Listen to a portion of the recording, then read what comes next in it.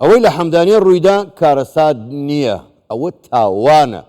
کارەسات یان دەبێت لافاو بێ، یان دەبێت بوومەلەرزە بێ، یان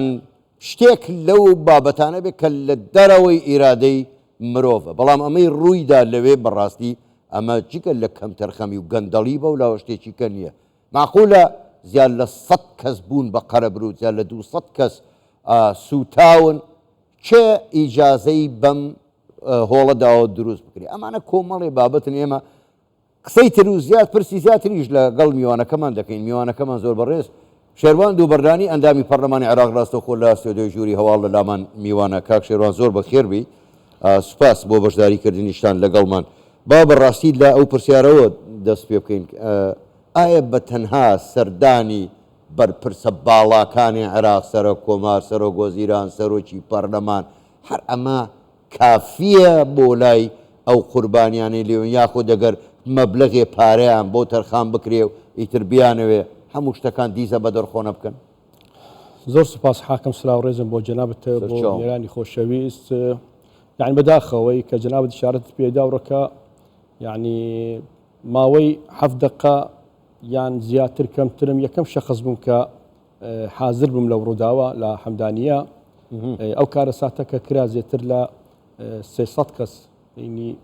کە بینە قوربان و یان بریندار، ئەوڕەکە 100 زیاتر 20 زیاتر کە هەتاسە ترمیان مایتۆ لەناو هەندێکی هەر بووە بە خەڵوز ناناسنەوە حتا ئەو لەحظەیە. دووە ئەو یعنی من ڕێزم هەیە بۆ جەناب سەرۆک کۆمار، سەرۆک پەرلەمان یان سەرۆک وەزیران، ئەو 10 ملیۆنە یان 5 ملیۆنە لە بۆ برینداران ئەوە ناکات هیچ. ئەمە حتا ئەوڕۆکە ڕووداوی کە پێشتر لە مووسڵ، لە عەبارە یان لە هەر ناوچەکان دیکە، لە کەربەلا یان لە بەغدا ڕۆژانە ڕووەدا لە تەواوی عێراق. ئەمە وەکو یاسا، یعنی ئەو یاسایی کە هەیتمان یاسای مؤسسەی شوهەدا ڕێ پێمان نادات ئەوانە تعویز بکرێن. ئەمە هەموو مزایداتی سیاسیە. یان حتا ئەوڕۆکە عەبارە حتا ئەو دقەیە دەبیت ئەمە گۆڕانکاری تعدیلێک بکرێت لەو یاسایە. کێشەی ئەوانی مغەیبینمان هەیە، ئەوانی کاتی هێزەکانی ئەمنی لە داعش کە قوتار بین و هێزەکانی ئەمنی کە ئەوانیان بردیە، حتا ئەوڕەکە دیار نینە پێیان المغەیبین، حتا ئەوڕەکە مافەکان خۆیان وەرنەگرتیە، لەبەر ئەوە لە یاساکە نەهاتیە. ئەو مزایداتی سیاسی و بەیانی ئەمە لە پەرلەمان دەنگش پێ بدەین، دەستخۆمانش هەر 200 ئەندام پەرلەمان هەیە، ناتوانین ئەمە ئەو یاسایە بتین ئەو مافەکەی ئەوان کە بکەینە ناو یاسایی لە بە گۆڕانکاری بکرێت. زۆر باشە کاک شێروان، تۆ منەوێ ئەم شەو زۆر بە تۆزە بەڕاشکاوانە قسە بکەین بۆی تەواوی بینەرانیش ئەم شتە لەلایەن زۆر ئاشکرا بێت. سادەترین شت لە وڵاتان کە ڕوو دەدات، من باسی وڵاتانی پێشکەوتووکەم، وڵاتانی دیکتاتۆر و خۆسەپێنی ڕۆژهەڵاتی ناوەڕاست ناڵێم، ئەم کارەساتە لە هەر شوێنێک ڕوویدا بێت، یەکسەر پەرلەمان حکوومەت هیچ شتێ نامێنێ، هەمووی دەست لە کار دەکێشێتەوە بە دوواداچوونی ورد بۆ ئەمە دەکەن، بۆ ئەمە ڕوویدا. بەڕای تۆ ئەمە پێمان ناڵێ، و حکوومەت و ئەوانە دەست لە کار ناکێشنەوە، بەڵام ئەمە پێمان ناڵێ ئەو گەندەڵی کە لە عێراقدا هەیە لە هیچ شوێنێکی دنیادا نیە. دەتوانی تۆ کام کاری دەتەوێت بە کەمترین پارە بە 200 دلار، بە 300 دلار، بە 1000 دلار دەتوانی تێیپەڕێن و هۆڵێکی لەو بابەتە دروستکەیت و ئەوەی لێ بخەونێ. بەڵێ وایە حاکەمەوە دوای 20 ساڵ کە عێراق ڕزگار بوو لە ڕژیم، حتا ئەوڕۆکە زیاتر لە 1000 میلیارد دلار ونە پێش یەک دو ڕۆژە یەک لە کەناڵەکان 9 میلیارد دلار دزیگن ئاشکرا دەبیت. 9 میلیارد دلار، یعنی 9 میلیارد دلار بودجەی وڵاتە ڕاست. یعنی ئەوڕۆکە طبعا بەتاکید ئەمە دووبارە دەکەم لە هەموو لیقاکان، ئەوانی بەرپرسن یەکەم ئەو حزبانەی کە دەسەڵاتن کە لە بەغدا موجودن، کە ئەوڕۆکە ئیتار تەنسیقیە کە حکمی برانی شیعەیە و هەندە ساڵانە کەوان 5 زائیدێک لە دەستیانە. ئەوڕۆکە ئەو هێرشە دەکرێت لەسەر هەرێمی کوردستان، لەسەر قاواری هەرێمی کوردستان، لەسەر ئەوەی کە لە هەرێمی کوردستان کە هەیە دوای فەشەلبوونیان و گەندەڵیان هەر لە پارێزگای نینەوە حتا بەسڕا دەیانەوێت هەرێمی کوردستانیش وەکوان لێ بێت، وەک ئەوڕۆکە دەبین ڕۆژانە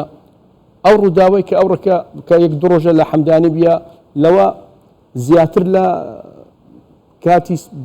بەشێک لە عێراقیان تەسلیم داعش کرد،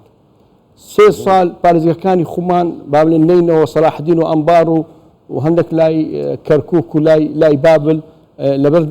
دەستی داعش بوون ساڵێک کامل سید عەبادی ئەوڕۆکە دەبتە خودانی مافی فەرمانبەران داوا دەکات یەک ساڵ موچەی فەرمانبەرانی تەسلیمی داعش دەکرد لە مووسڵ و لە سەلاحدین و لە ئەمبار ئەوڕۆکە دەبیت ئەو حزبانێکە لە بەغدان ئەوڕۆکە دەسەڵاتە کە حکومەتیان پێهینایە دەبیت نەهجی خۆیان بگۆڕن ئەوڕۆکە بێنە سەرڕاستی ئەوانی بەرپرسانی کە هیناتیان بخۆ هیناتیان دەزان ئەوانش گەندەڵن دەزان ئەوانش هیچ ناکەن ئەوڕۆکە بەردەوام پاڵپشتیان دەکەن حتا گەشتمانە ڕۆژانە کە ئەو ڕۆژانەوە کە لە عێراق دەکرێت. باش کاک شێروان من هەر سەبارەت بە قسەکانی جەنابەت ئەوەی کە دەبینین ئێستا لە عێراقدا یعنی جگەل لە گەندەڵی سڕینەوەی سیاسی پێکاتەکان هەیە موچەی خەڵکی کوردستان دەبڕن ناهێڵن ئەو هەموو ئاوارەی سوننە و مەسیحی و ئێسدی بگەڕێنەوە شوێنەکانی خۆیان و هیچ نەخان و نە بواری سەلامەتیشان بۆ ئامادە ناکرێت جگە لەو گەندەڵیانە پێدوانیە ئەمە بە بەرنامە ئەوەی بە عەربی پێڵم ممەنهەج یعنی بەرنامەیەک هەیە بۆ سڕینەوەی تەواوی پێکاتەکانی عێراق کەواتە شتێک نییە لە عێراقدا ناوی پێکەوە ژیان و هاوڵاتی بوون بێ نەخێر ئەوان بەردەوامن لەسەر مەرکەزیەت و لەسەر شۆفینی و بابەتی دووەم ئەوڕۆکە ناوچەکانی با برین وەک مستەلەحی ئەوڕۆکە کە هەیە ناوچەکانی سوننە بڵێ ئەوڕۆکە کۆنترۆل کرایە لە ینی زۆرەی میلیشیات و فەسائیل کە ئەو ناوچەکانی کە پێکاتیە بەناوی هێزەکانی کە ئەوڕۆکە کۆنتترۆلی ئەو ناوچەکان کرایە ئەوڕە وەک جنابەت شارەت پێدا منهەجە ئەوە بەرنامە بۆ نانەیە نوێنەری خامنەئی لە دەشتێن لە بەرتەلە و لە ناوچەکان لە مووسڵ و مەکاتبی اقتصادی و چەندین هێزی دەروی پارێزگای نینەوە یان ئەو دیکە ئەوڕۆکە چەند ناوچەکانی مووسڵیان هەمی کۆنتترۆل کردیە ئەمە ئەوڕۆکە زانین لە شنگال لەبەر چاوڕەکە و ڕێکەوتنا جێبەجێ ناکرێت یەکەم لە هەولێر لە کەمپی بەحەرکە و کەمپی هەرشەم برایانی عەرب تێدانە ئەواری عەربی شنگالن شنگال ئەوڕۆکە حەشد شەعبی و هێزەکانی عێراقی کۆنتترۆلیان کردووە نە پێشمەرگێ و نە ئەسایشە باشە ئەو ئاوارانی ئەوە 9 ساڵەوە لە هەرێمی کوردستان لە هەولێرن بە تایبەت حەشد شەعبی و هێزەکانی عێراقی مسەیترن لەسەر ئەو ناوچانە باش ئەو گوندانێک کە عەرب تێدانە لۆوانی ناگەڕنەوە کە بێتەوە باش ئەوڕۆکەکە زۆرینەی پەکەکە کە لەوێنە موچەکەیان لە لای حەجە شەعبی وەردەگرن باش کاک شێروان دەگەڕێنەوە سەر هەواڵەکان حتمما بۆ خۆشت ئاگاداری ینی حتا تەنانەت قایم مەقامی حەمدانیەش ئاماژەی پێدا دەڵێ زۆر